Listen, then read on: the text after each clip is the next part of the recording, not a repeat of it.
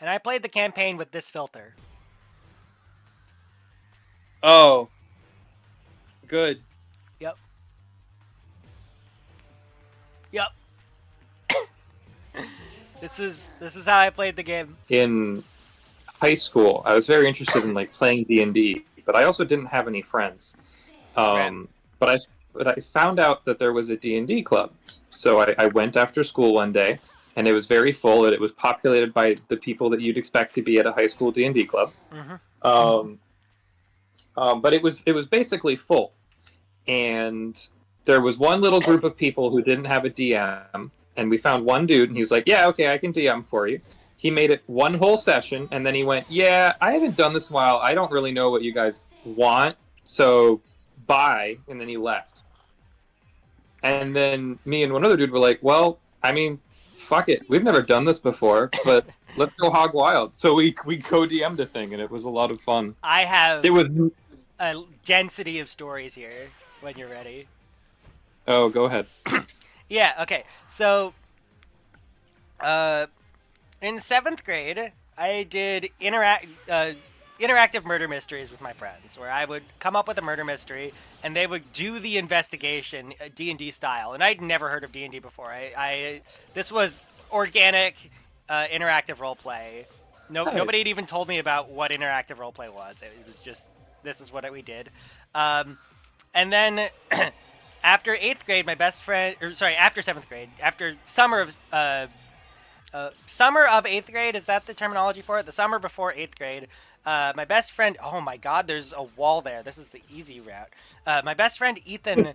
Oh my God, he just keeps getting saved. My best friend Ethan comes back and is like, "Oh, it's summer camp. I did a thing called D&D," and he starts to explain it. And we don't have any of the rule books or anything, but he just kind of starts going. He just kind of starts DMing, and because it was more like freeform because we didn't have anything. He looked over to me. Well, Ethan was DMing for Xavier, and I was just kind of sitting on the side.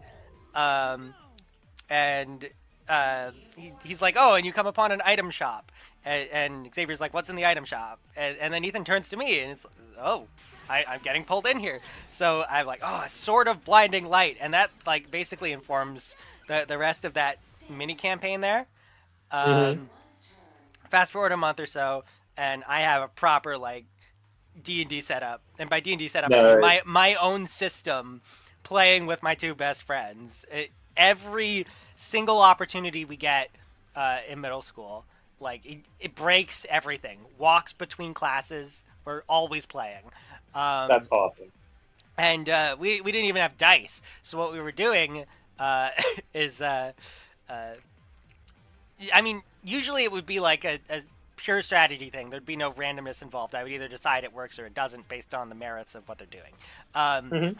but later, when we started kind of figuring out that we ought to be using dice, it was like I would start counting up from 1 to 20 in my head. Um, and they would have to wait a certain amount of time before they stopped me. And then when they stopped me, the number they got was the number that they stopped me on was the number they got. And I That's would count funny. at different speeds every time. Yeah, and that middle school was awesome for me in that regard. Um, Moving on to high school, I had a summer job, just a week in summer. Okay, let me figure out who I'm calling as real quick. Do you fight Drago? I have two cards. Yeah, I'm Pyro Striking this thing. Come summer of 10th grade, I have a job as a camp counselor at a coding camp, and it's fun. It's great. Um, but there's this thing after it. It's like, oh, they're holding D&D at the local game store. He has 6 HP left. Oh my god. And I go there and I play some 5e as a player for the first time. Um, but that only lasts like a couple of weeks because the guy who's running it is a professor at the local college. So he has to go back to work and he can't make it on like Tuesday afternoons or whatever we're doing it. So after that, me and another friend kind of kind of start like co-DMing like the next iteration of it. Except sometimes that friend can't make it. So when it's just me, instead of doing the co-DMing thing or his DMing and me basically assist DMing, um, I asked all the people involved and they're like, yeah, you can run your own system. And so I start this big campaign where I'm running my own system, and it lasts like 2+ years. Uh, and it's this That's really giant cool. campaign spanning basically 2 iterations of my system. Because there was version 3, which is what we started with, and then it kind of started morphing into 3.5s. I started experimenting with new mechanics. I never quite got it up to version 4. I had elements of 4 that I'm still perpetually working on 4. Let's be honest, but I had like elements of the new system that I was bringing in later. Uh, it got really complex, and we had some truly awesome times. Uh, and because it was all my doing, I could change the rules as I liked, as I pleased. So like, there were things they would do in the universe that would like permanently alter the universe in certain ways, or they would come up with strategies that I hadn't thought of, and I would just allow them because I thought it was really clever. So they Yeah. really eked out a lot of power from some of the things I designed. And I have this giant document in Google Drive that's just every item and every armor. Because I had giant sheets of items and armors that I just wrote when I was feeling creative in middle school. Um, and it's just this giant document with everything, including material tiers and enemies I can pull from. It's one of my crowning achievements of my life is Chaos and Crusades version 3 item, armor, monster, enemy, item tier, decks, just everything.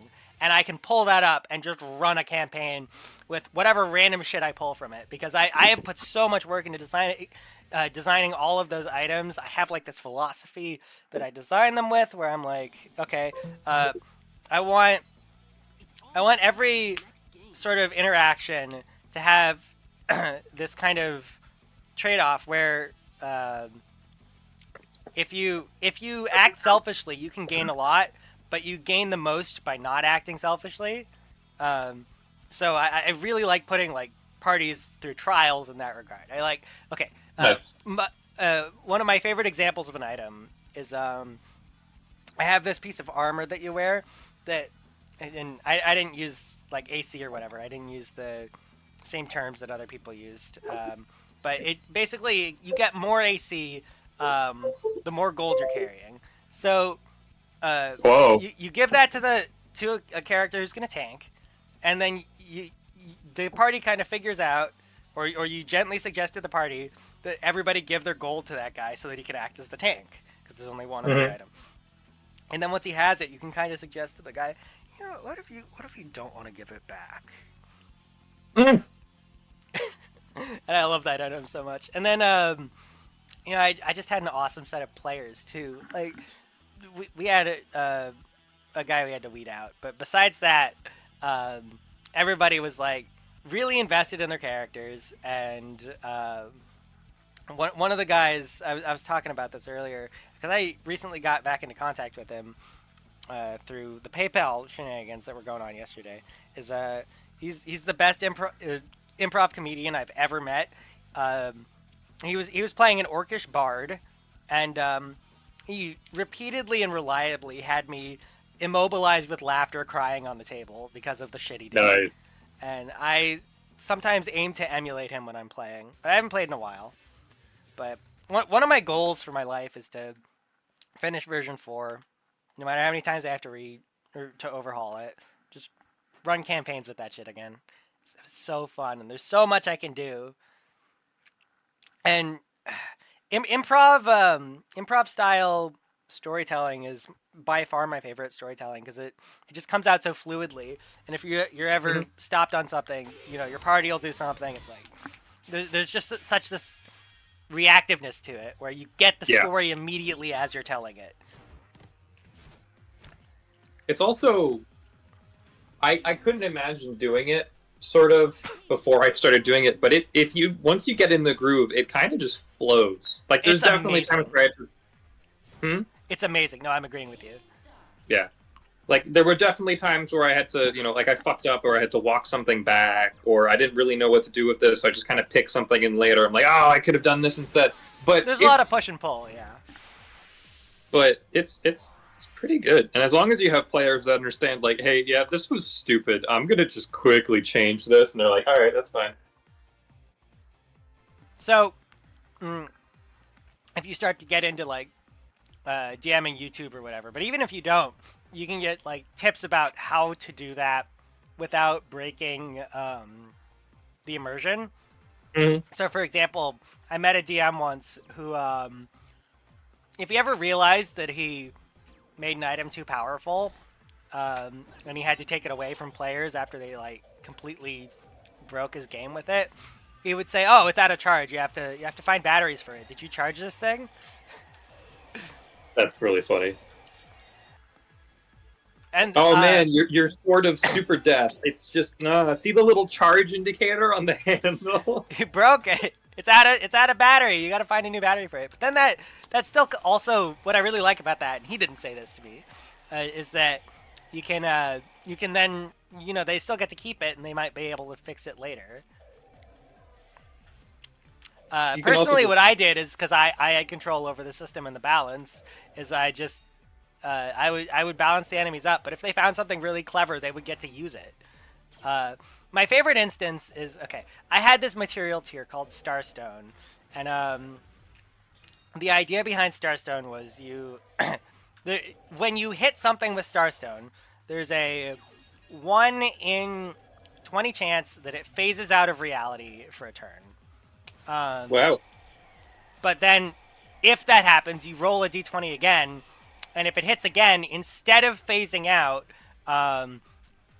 it doubles in power, so the next attack is twice as powerful. And I was pretty vague with what doubles in power meant, but that actually led to some comedy later with what does doubling the power of a baby mean. So yeah, there was a wizard with a double baby for a little while. Sorry. Anyway, but what they figured out is if they ground Starstone into a sand, then Oh no. each hit from each individual grain of sand counted. So I eventually had to just give it to them that every time they hit something with Starstone Stand, they automatically got the buffs from it. That's really cool. Yeah.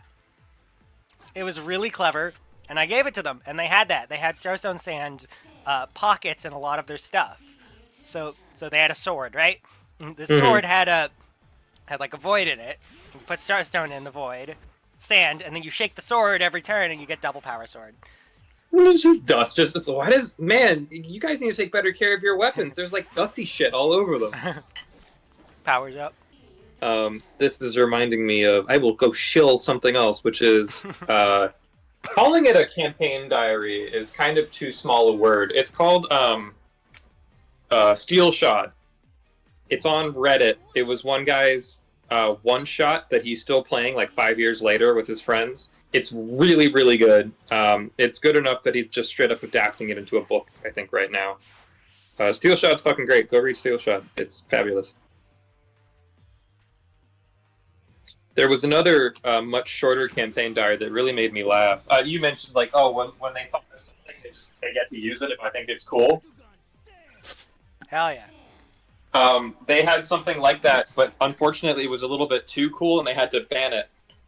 If you have a bunch of engineers playing D&D, and you give them a flask of infinite water, turns out you can solve basically any problem with a flask of infinite water. So they had to ban the item because you can always use it to do whatever you want. Well, I mean, I controlled my own item decks, so I not that I was ever able to foresee that kind of shit, but yeah, I did have a player build his own motorcycle using some of the rules in the magic system. Nice. And he is now a machinist. He's big into like STEM and engineering. Fun. Good for him. In Germany too. He moved to Germany. Wow. And It's a heck of a move. he's younger than me, and he is just doing an apprenticeship in Germany right now. When you were mentioning the system kind of rewards cooperation and not being a selfish prick, in Fallen London, there are numerous times where you can do blackmail, and it's literally never worth it. It's always discouraged, and I love that so much. Which is great, because blackmail material is an item you can get, but that's different. Yeah, but no. At one point, they stole a wizard's baby and they blasted it with Starstone, and they had a double baby. Double baby. And there's kind of an extended universe with it because the friend who was initially co-DMing still did his own stuff when I was gone. So that baby went on to get teleported into the wilderness and fulfill a prophecy elsewhere.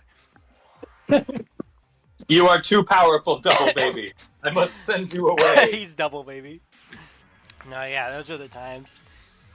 More recently, I did I've done a couple of campaigns, not as a DM, but just as a player, with another friend, Beckett. He's on the stream sometimes.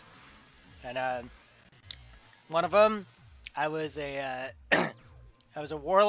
multi-level marketing warlock named Dylan Wafo, and my goal was to get other people to sign on with my patron, because then my patron would give me rewards.